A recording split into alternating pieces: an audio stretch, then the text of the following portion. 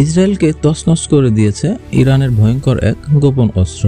এই অস্ত্র এতটাই শক্তিশালী যে এটিকে আটকানোর ক্ষমতা ইসরায়েলের উন্নত মানের প্রতিরক্ষা ব্যবস্থার আয়রন ডোম, আমেরিকা থার্ড ও পেট্রিয়ট ক্ষেপণাস্ত্র প্রতিরক্ষা ব্যবস্থারও নেই। ইরানের ফাত্তাহ ক্ষেপণাস্ত্র একটি হাইপারসনিক ব্যালিস্টিক মিসাইল, যা ইরান 2023 সালে প্রথমবার উন্মোচন করে। এটি ইরানের প্রতিরক্ষা প্রযুক্তির এক বড় মাইলফলক।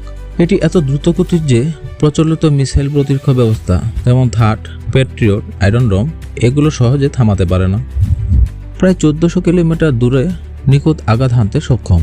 এটি খুব দ্রুত দিক পরিবর্তন করতে পারে, যা এটিকে আটকানো প্রায় অসম্ভব করে তোলে।